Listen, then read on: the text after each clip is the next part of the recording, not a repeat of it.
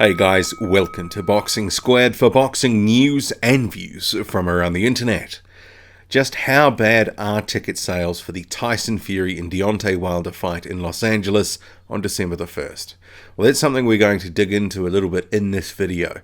So I've got some screen capture going, so I'm on the website for tickets and such. But I'll throw in some other information that a ticket expert has sort of provided in an interview with another channel. He's also had some stuff up on his Twitter that I want to point to as well.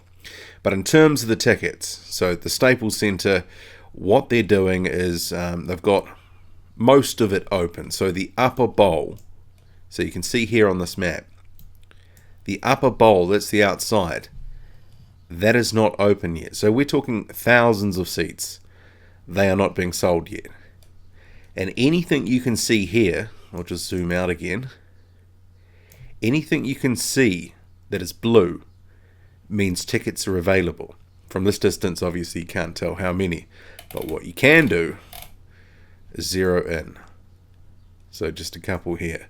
But there are some almost full sections and some full sections and other part sections right throughout the venue on the tickets that are sold.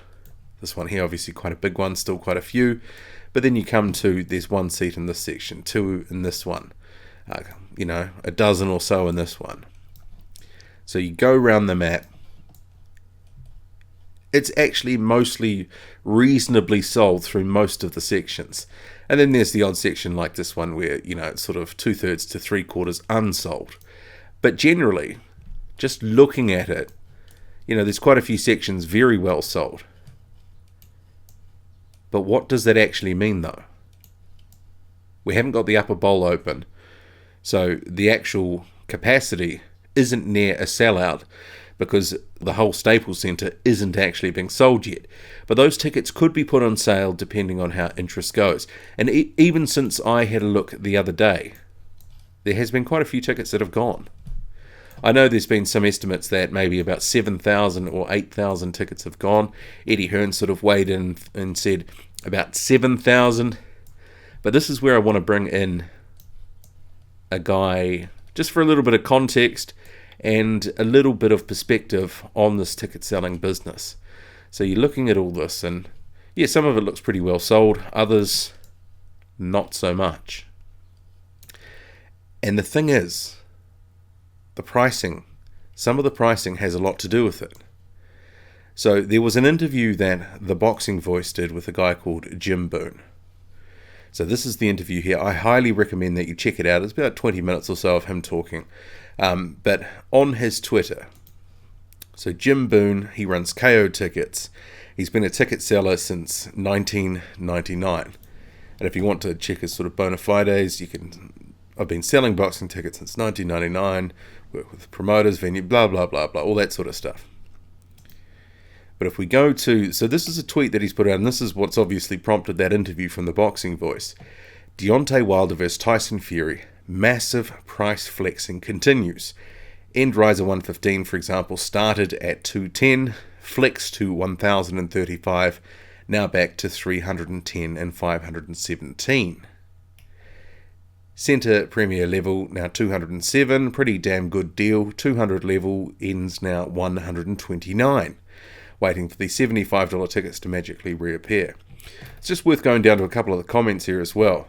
So he talks about the traffic. That's something, you have to factor that in for travelling to the venue. About an hour to get from the airport. Initial pricing was reasonable. The flex upward after 24 hours definitely scared off buyers right when the market was hot.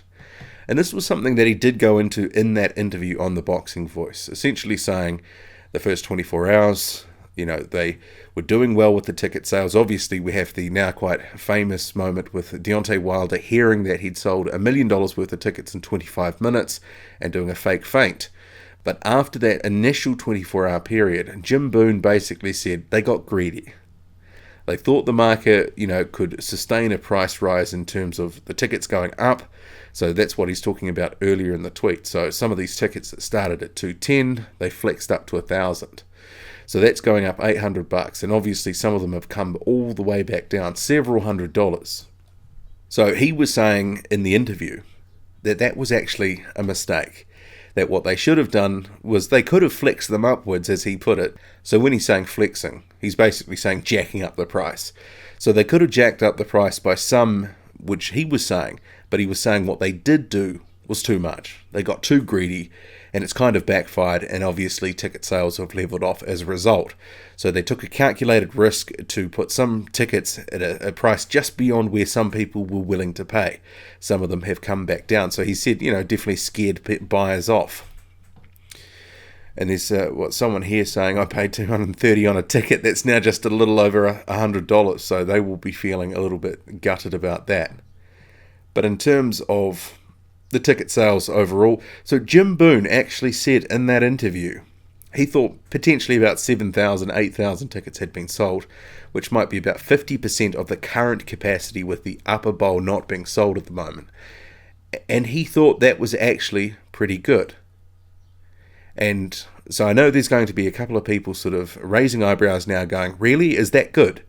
7,000 or 8,000 tickets, this is meant to be one of the biggest boxing events in the world. Didn't they say they were going to sell this thing out? It's hardly sold in the few weeks since the fight tickets went on sale. So his sort of take on it was actually 50% at this point was actually pretty good, a month out from the event, because Los Angeles is notorious for being late ticket buyers. And effectively, he said, the bulk of the tickets for this fight, if it goes to, past, form what's happened in the past, will be in the last 36 hours. He said that's when there will be a rush on to get tickets. People will get behind the event. People will be actually looking for hot ticket deals. So some of this flexing could continue. Tickets come down in price, and obviously people snap them up. But it will be interesting to see how it goes, because clearly they got greedy. They thought the event was, going well. There was strong demand at the start. They jacked the prices up, and it backfired. And it has royally backfired, because what they've had to do now, ticket sales have leveled off. There's been quite a few videos, like my own, probably some not as charitable, saying that this event is a flop. I mean, there's still the best part of a month to go. It's hard for me to say that this is going to be a failure. And as a boxing fan, and not as a fan of any one particular fighter over another in terms of, these guys that are in the fight or other guys like Anthony Joshua, I'm not supporting one over the other. I don't have any skin in the game, and as a boxing fan, I want to see this event do well, because big boxing fights are exciting. Big events are exciting. The sort of hype and the hoopla, this is good for boxing. This is going to be big for the heavyweight division. And we can sort of have arguments about whether this promotion has been successful or not. I mean, in regards to other activities that have been going on. But in terms of the fighters themselves, they've been making press appearances here and there. There's obviously been quite a few interviews sort of popping onto YouTube, shows that are happening on Showtime, BT. There's a smattering of things that are happening all over the place. So I guess the question that then becomes, what does good look like? Because there was certainly some speculation amongst the fighters, amongst some of the organisers, that this thing was going to sell like hotcakes, and this was going to sell out pretty quickly. As we can see from this map, the upper bowl is not even being troubled right now. We've got only 1, 2, 3, 4, 5, 6, 7, 8 sections that are fully sold. Obviously, there are some other sections within the map that, a couple more seats here and there, they will be sold too. But there's certainly more than just a handful of tickets ready to be sold. And if it doesn't sell out, what does that mean? Does that mean that these guys aren't quite the draws that they thought they were? I think a lot of us were thinking this outside bowl would be part of what was sold. And, obviously you've got thousands of tickets here not up for grabs at the moment. And thousands of other tickets that are yet to be sold down below. How many thousands? I mean, I'm not going to go through and count each seat individually. But yeah, you have to ask yourself, what does good look like? And what does this actually mean for the fight itself? Because is this a barometer for the level of interest in the fight? I think it's a legitimate question. I have no doubt that there probably will be a bit of a late rush on some of the tickets, especially if some seats come down in price. If they're a good price, people will snap them up. I mean, that's just, people are opportunists like that. But if this thing doesn't sell out, can we make any correlation to the pay-per-view? Because I think a lot of people have sort of been thinking this thing would sell out, and then based on a, selling out like hotcakes sort of scenario, that the pay-per-view may go gangbusters. Is this a barometer for where the level of the fight is at? That it's going to be a reasonably big fight in terms of the numbers in the venue, but maybe not chock-a-block and maybe not as popular as everyone first thought, or at least those involved in organising the event. Because I know Deontay Wilder has spoken about 2.5 million pay-per-view buys. I think we all know that's probably very unrealistic. But what is realistic? And I've covered this topic before, but can we link ticket sales, with interest in buying the pay-per-view as well?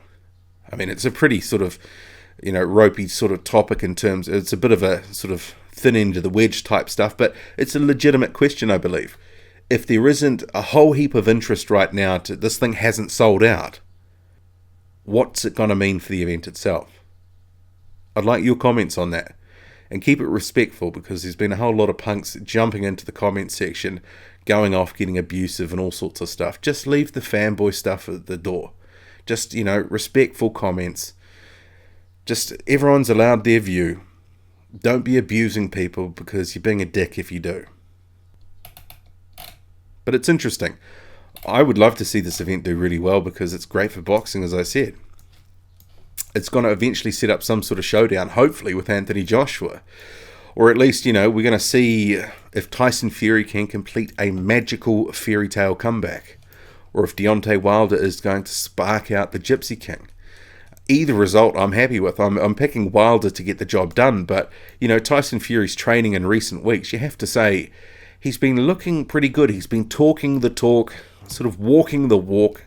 He looks leaner. He's looking better. He's spoken about how well his altitude training is going.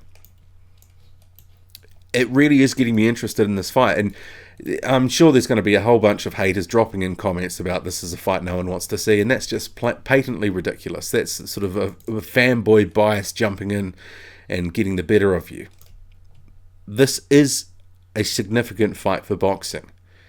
If you don't want to see this fight, that's fine, but there's no need to rag on it at the same time. But in terms of this, drop a comment, loud and often. Hit like, hit subscribe, follow me on Twitter, boxing_squared. I'm out.